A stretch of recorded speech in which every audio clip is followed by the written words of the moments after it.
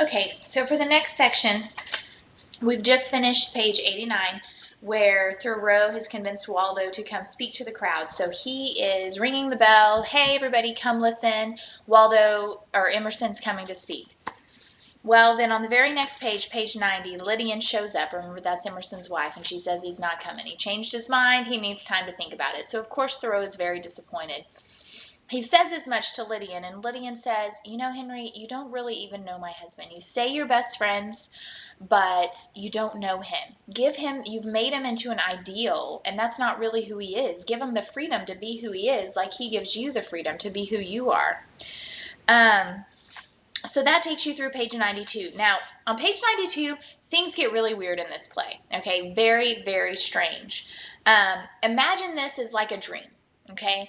It's very dreamlike. He's picturing the war in Mexico, but he's picturing it with people there in his community, okay? So, for example, you hear a snare drum, and people are marching, okay?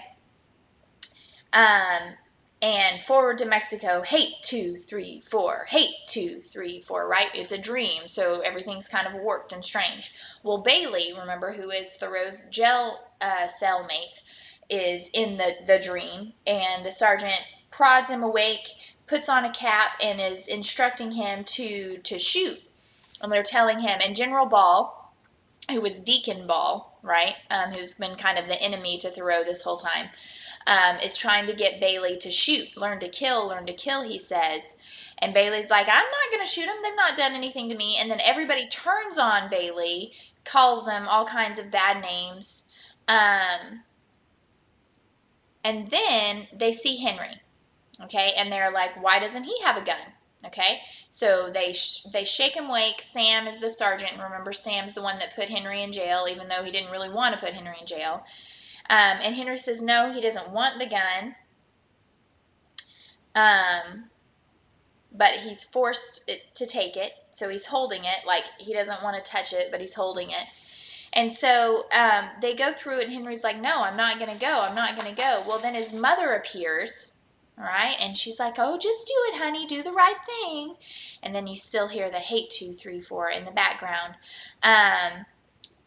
Then the president comes in. Now, the president is Waldo, okay, in this dream.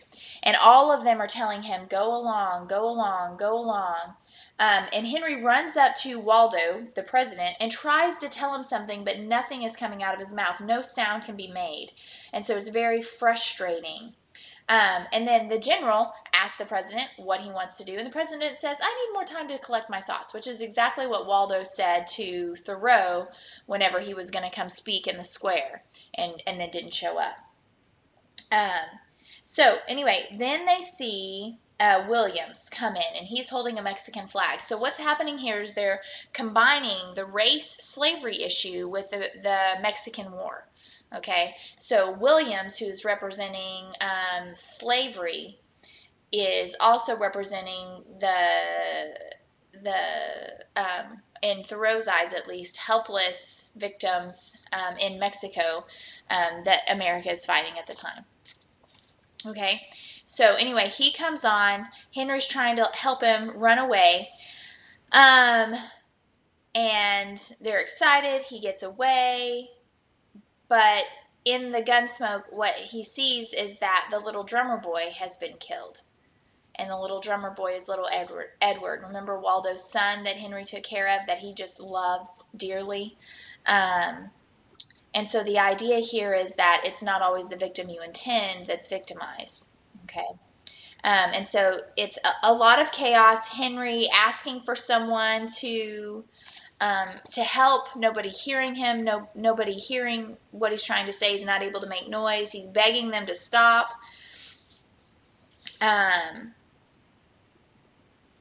then there's one person that rises up, the gentleman of the Congress, and he says this, and this is on the bottom of 95. This unnecessary war was unconstitutionally commenced by the president, who may be telling us the truth, but he is not telling us the whole truth.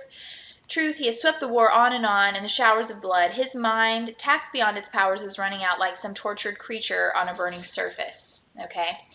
Stop the war, Mr. President, for the love of God, stop this war. Okay, and so that gets them to stop. And Henry says this: I do not know you, Mr. Congressman. I doubt if the people of Illinois will re-elect you, and they don't, because you refuse to go along, but I shall remember who you are, Congressman Lincoln. And of course, that was Abraham Lincoln, who then ends up becoming president.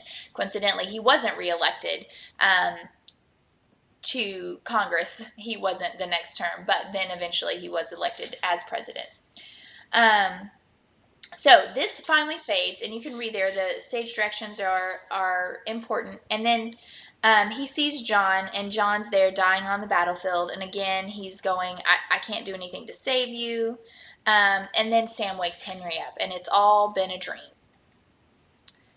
And at that point, Sam tells Henry, hey, you can leave. And Henry said, why? Well, your taxes have been paid. Who paid them?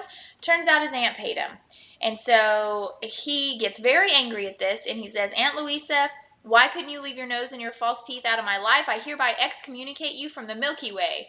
And it's kind of a humorous thing, but in other words, she doesn't get him. She's trying to be helpful, but she's not helpful at all. Well, then Henry does something very interesting. He basically says, you know what? That was his moment of crisis. And he basically says, that's it. I'm changing my life. I'm not leaving. I could walk out of this jail, but what would that do? So I have more things to stand up for. So now I'm going to stand up for Bailey, and Bailey's here. And so this is that crisis moment and the end of our play where Thoreau makes the choice to go with civil disobedience, which becomes a really popular thing that he advocates, which is kind of going against the law if the law is unjust. And you see that there at the end of the play. So kind of weird ending. It goes crazy, but that's that climactic moment where the point is made and Thoreau is changed. And that is the whole purpose of the night Thoreau spent in jail, to show the progression of how he comes to that crisis moment and what he chooses to do thereafter in the life of Thoreau.